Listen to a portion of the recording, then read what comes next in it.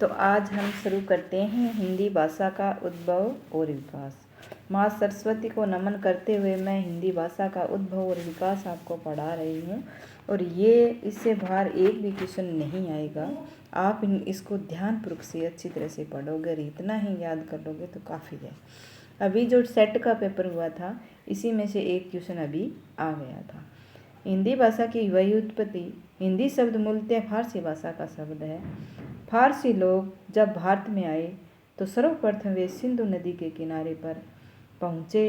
फारसी भाषा में दंत्य स का उच्चारण है के रूप में किया जाता है, अतः वे लोग सिंधु को हिंदू कहने लगे।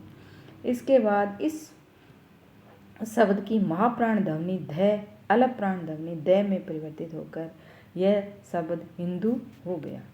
आगे चलकर इस शब्द के ऊ स्वर का लोप होकर यह हिंद शब्द बन गया। इसके बाद इससे फारसी भाषा के संबंधवाचक प्रत्यय इक के जुड़ जाने से यह शब्द हिंदिक बन गया, जिसके प्रारंभ में निम्न दो अर्थ ग्रहण किए जाते थे।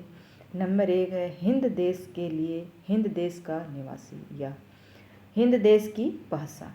इसके बाद इसकी कै ध्वनि का भी लोप हो गया और यह केवल हिंदी शब्द बन गया, जिसका एकमात्र अर्थ हिंद देश की भाषा ग्रहण किया जाने लगा। इस प्रकार हिंदी शब्द की रचना सिंधु शब्द से निम्नानुसार हुई मानी जाती है।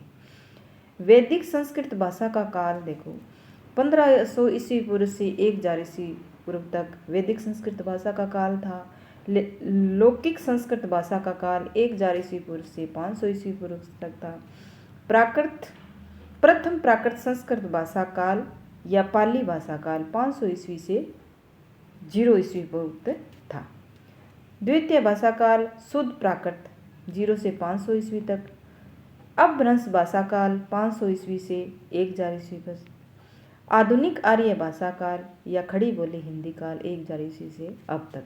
यानी इनके काल क्रम भी पूछे जाते हैं कि प्रथम प्राकृत संस्कृत भाषा काल या पाली भाषा का काल कब से कब तक था, तो ये भी क्वेश्चन पूछा गया है। अपभ्रंश भाषा काल का भी प्रश्न पूछा गया है, तो इन काल क्रम से प्रश्न एक जरूर पूछा जाता है।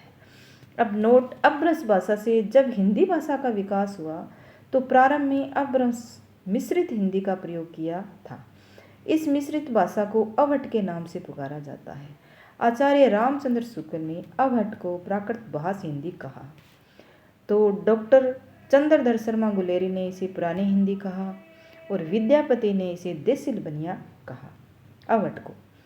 तो कुछ अन्य विद्वानों ने उत्तर अपभ्रंश के नाम से भी पुकारा है। इस प्रकार संस्कृत से भाषा के विकास क्रम को निम्नानुसार निर्धारित किया गया है।